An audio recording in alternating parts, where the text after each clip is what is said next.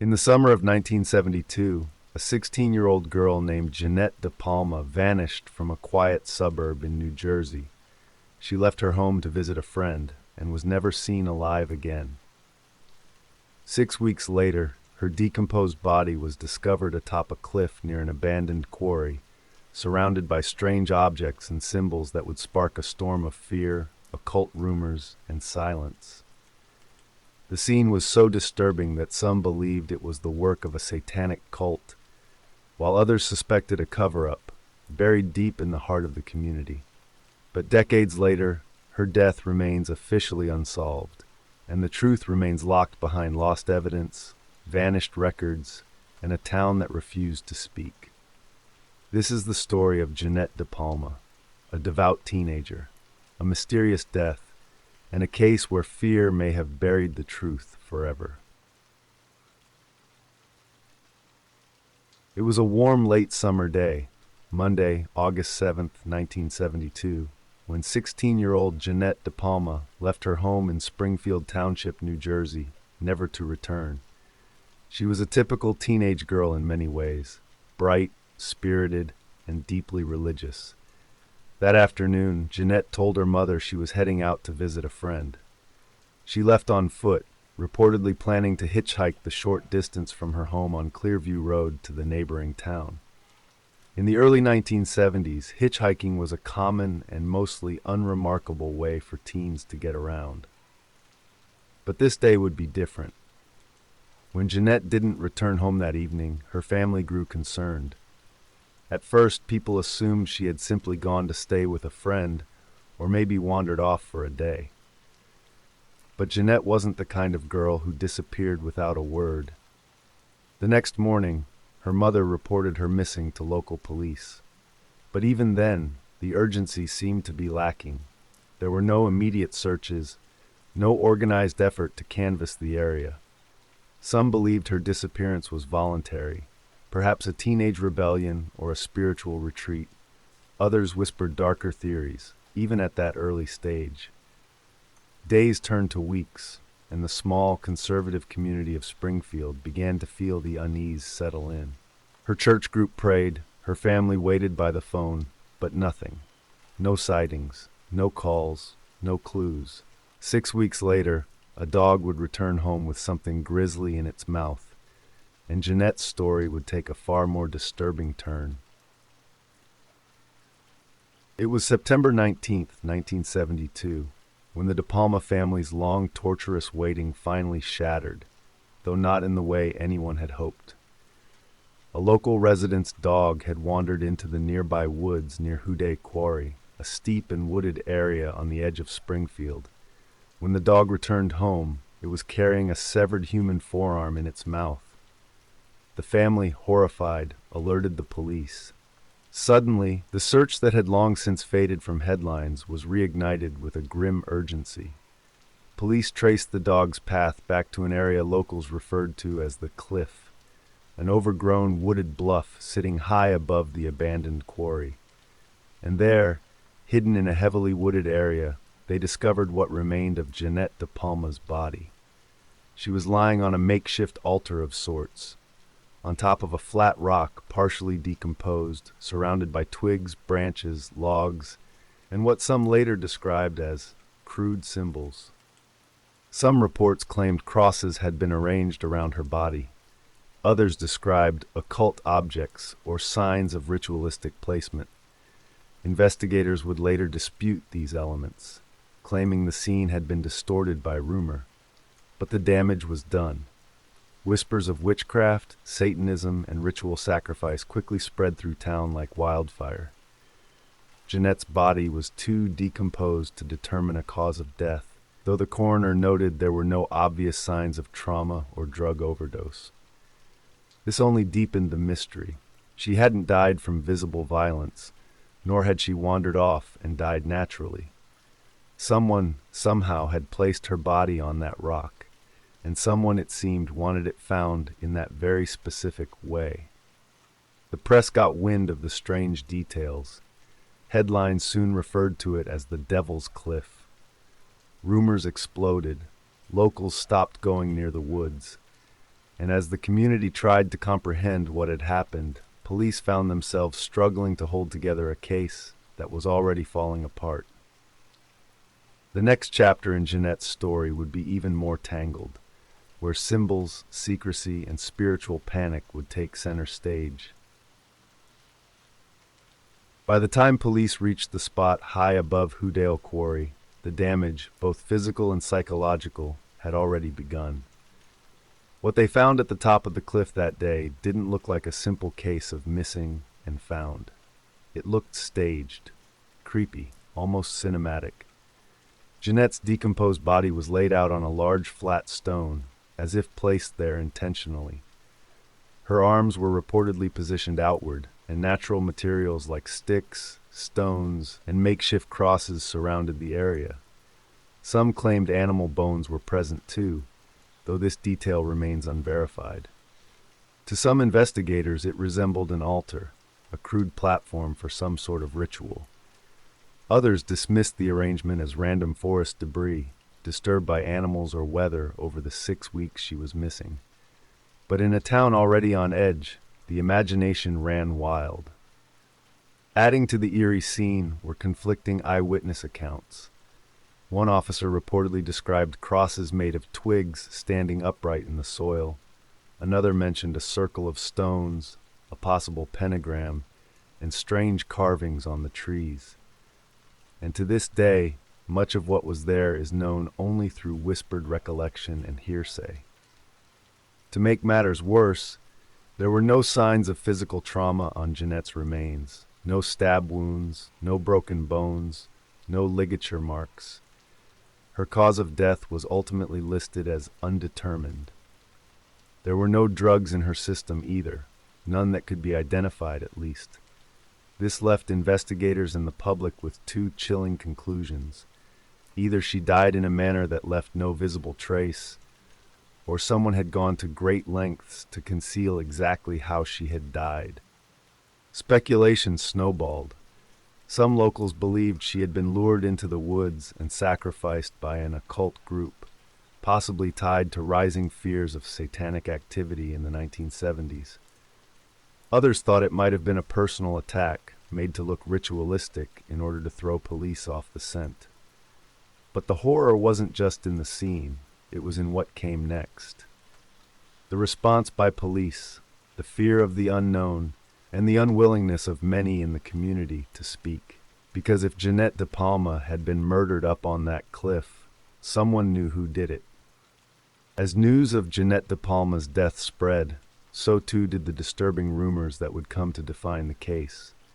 It wasn't just the eerie condition of the crime scene, it was the atmosphere of fear, the secrecy, and the way her body had been discovered, high atop a wooded cliff, laid out like a sacrifice.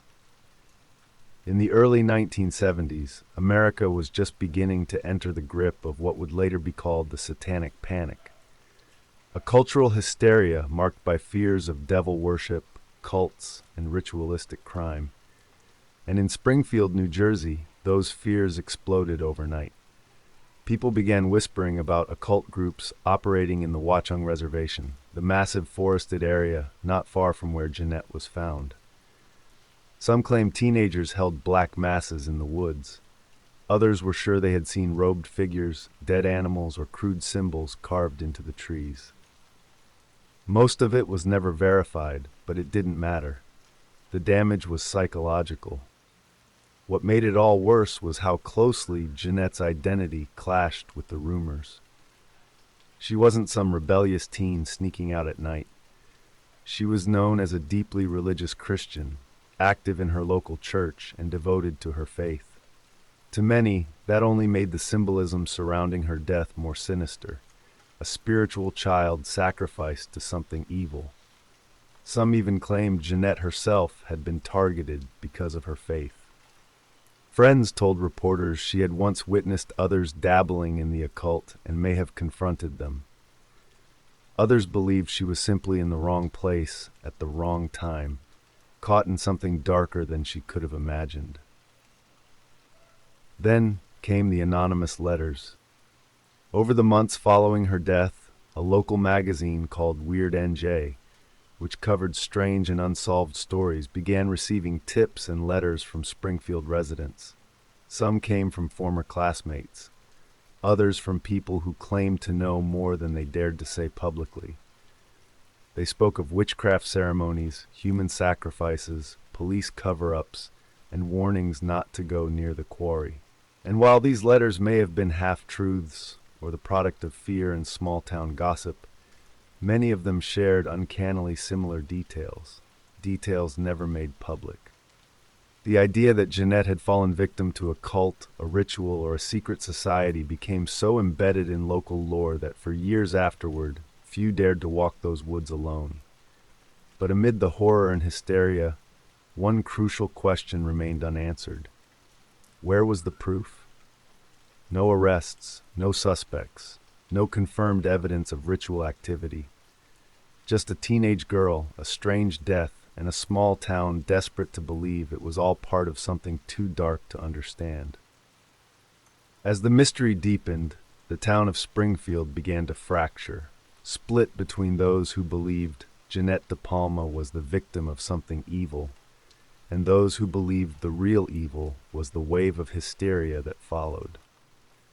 In the early 1970s, American society was already anxious. The Manson family murders had shocked the nation just a few years earlier. Horror films like Rosemary's Baby and The Exorcist were fueling cultural obsessions with the occult.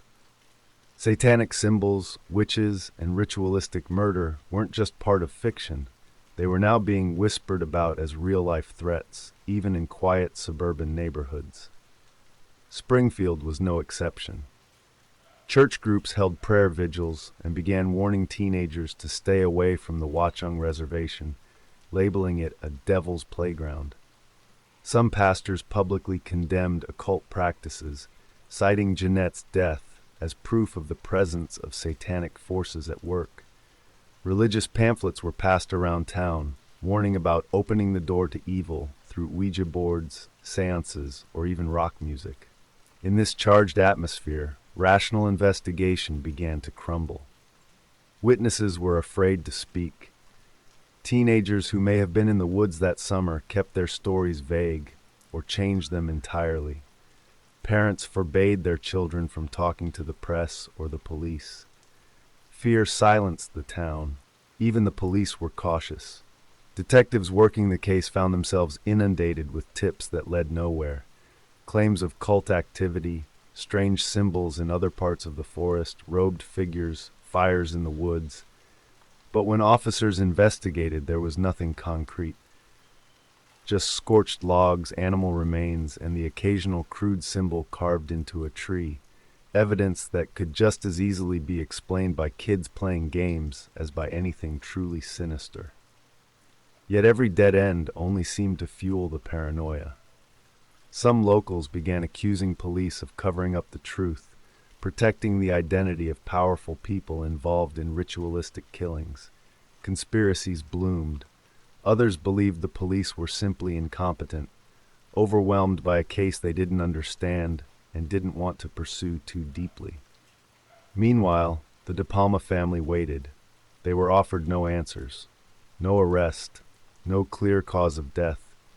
Only a swirl of rumors, satanic imagery, and the horrifying knowledge that Jeannette had been left on that cliff for weeks, while no one came looking. As months passed, public interest waned, and the town did what many do when facing the unspeakable. They moved on. The fear never quite left, but it became quiet, whispered at dinner tables, passed between teenagers, but no longer shouted in the streets. And as the panic cooled, one thing became heartbreakingly clear. Truth had been smothered beneath hysteria. As the hysteria began to fade, a quieter but far more dangerous force took its place: denial. The case of Jeannette DePalma had shaken Springfield to its core. But after the initial headlines, the prayer circles, and the whispers of witchcraft, the community began to retreat, not just from the case, but from the responsibility of confronting it. The authorities offered little to no updates. The official stance remained frustratingly vague. The cause of death was undetermined, and there were no suspects. The The strange details of the scene were dismissed as unreliable, possibly exaggerated, misremembered, or flat-out false. Internally, many investigators had given up. With no eyewitnesses, no forensic leads, and a badly decomposed body, they saw the case as impossible to solve.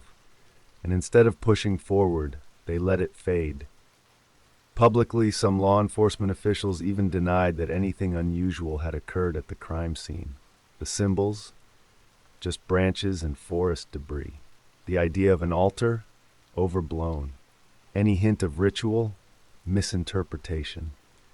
But these explanations didn't satisfy the people who had seen the photos or heard the early reports, and they certainly didn't satisfy the DePalma family, who were left to wonder why no one was telling them the truth. Over time, it felt as if Jeannette's story had been deliberately buried, not just in the literal sense, but culturally, communally.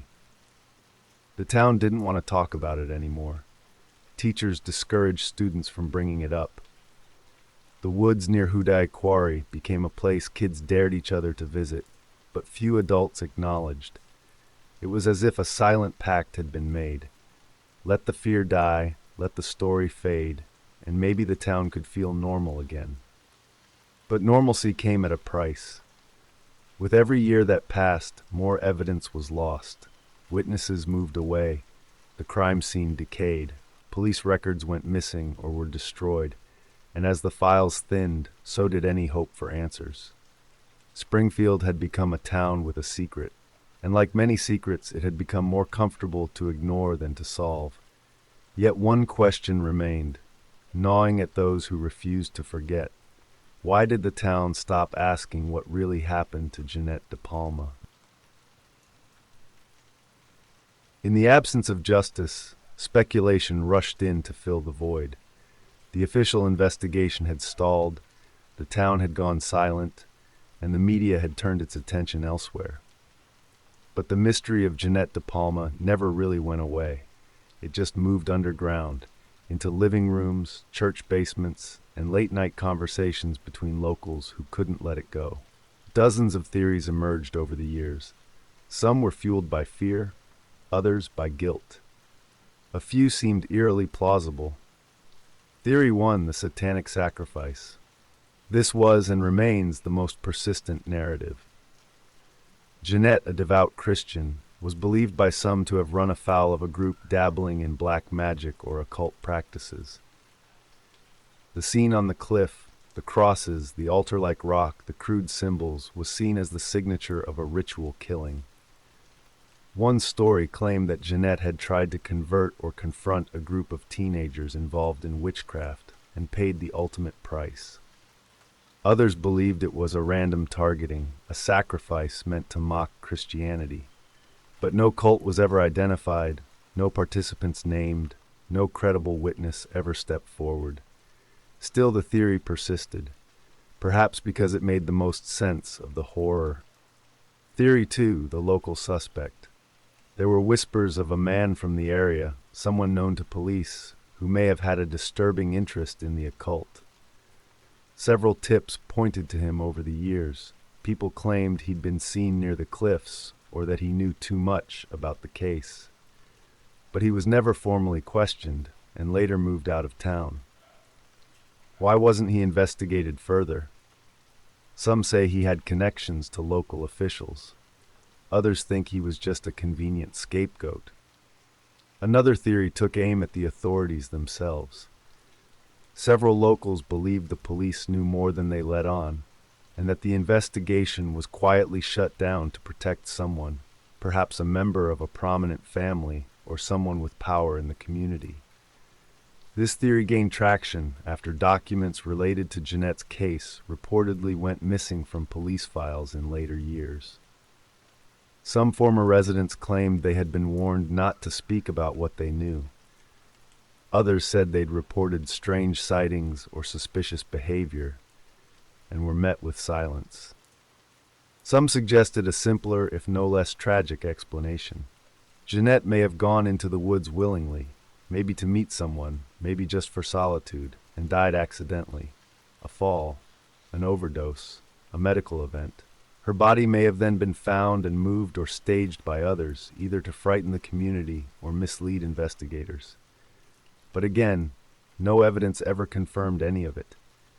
And yet, among all these whispers, one voice remained painfully quiet: the truth. Everyone had a theory, but no one had the answers that mattered. Who took Jeannette's life? Why was her body arranged in such a disturbing way? And why, after all these years, has no one ever been held accountable? Theories can keep a story alive, but they can't give closure. By the time the 1980s arrived, the investigation into Jeannette DePalma's death was no longer active.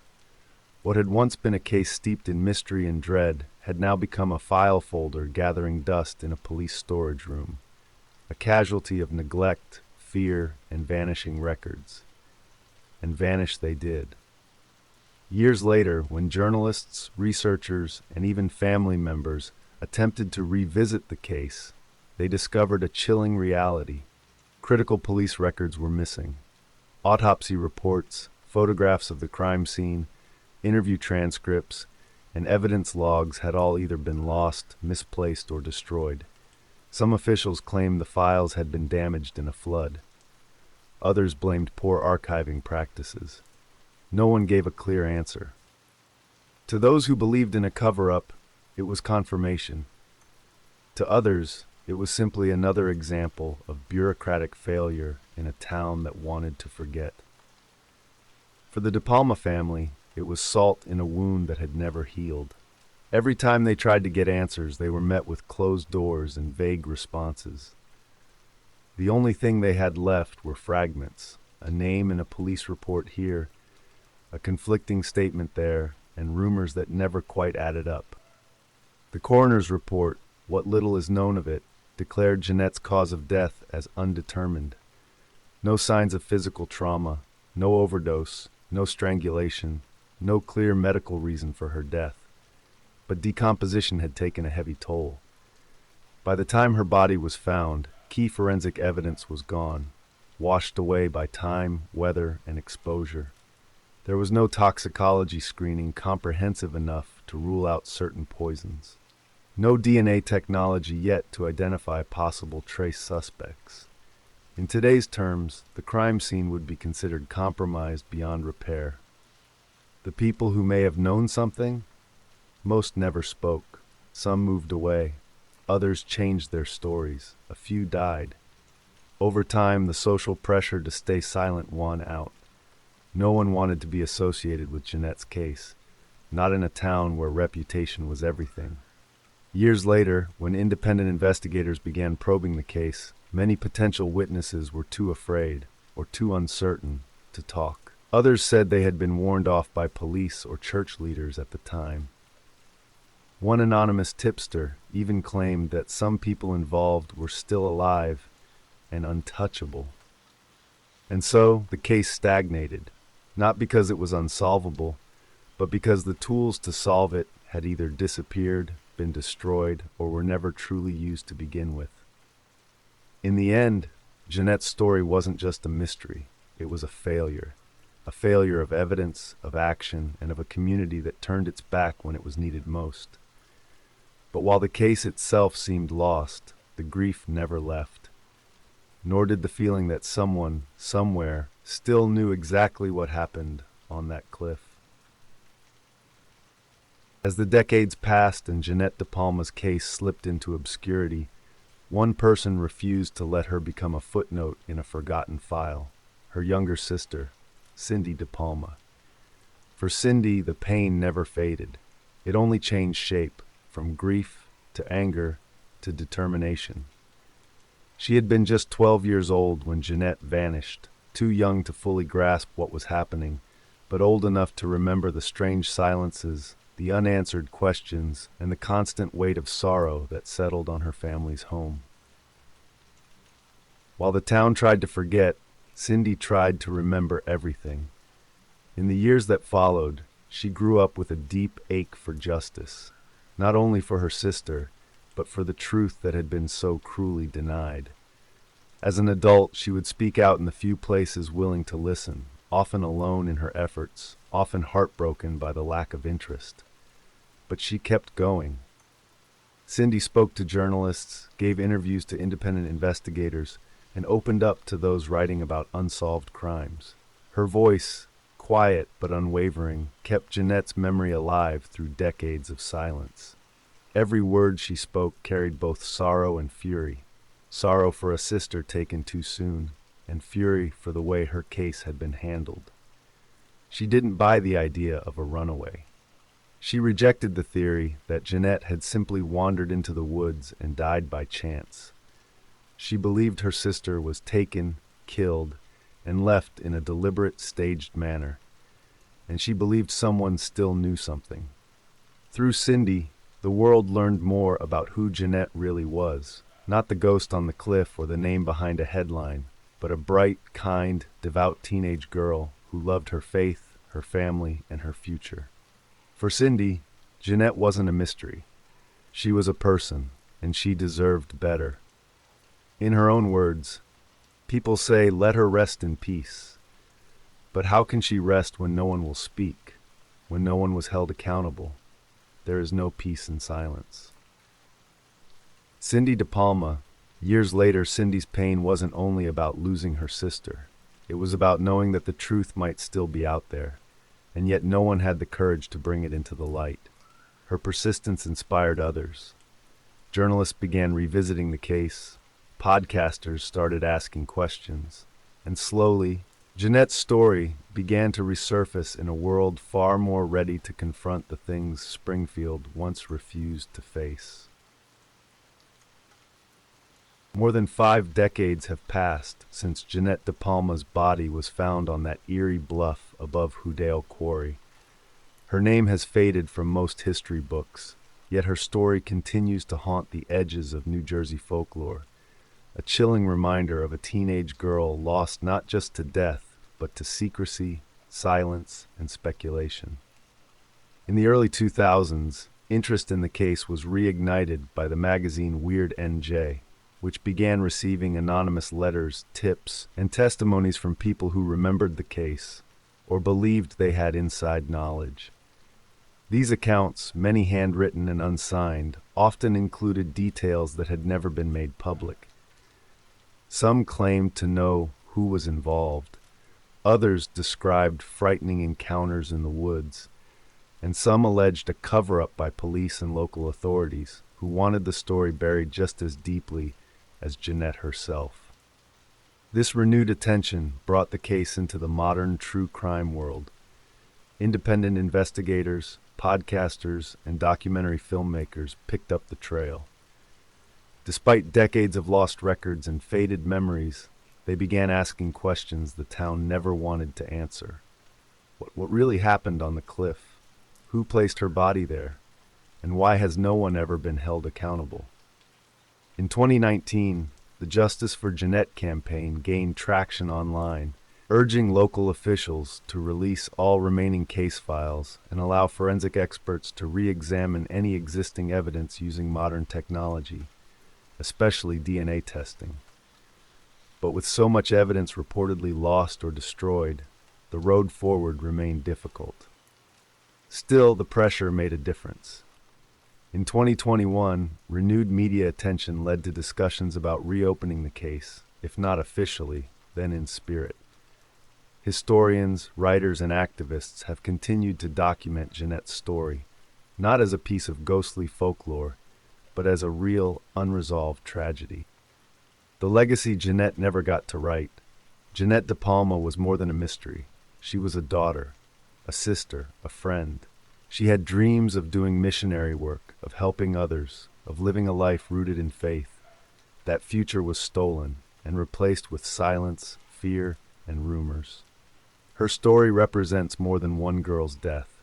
It reflects what happens when a community turns away, when fear overrides truth, and when the loss of a young life becomes a puzzle no one wants to finish. Yet despite it all, she has not been forgotten. Thanks to the persistence of her sister Cindy, the curiosity of independent truth seekers, and the echo of her story across generations, Jeannette's voice is still being heard. And until real answers are found, that voice will continue to call from the cliffside.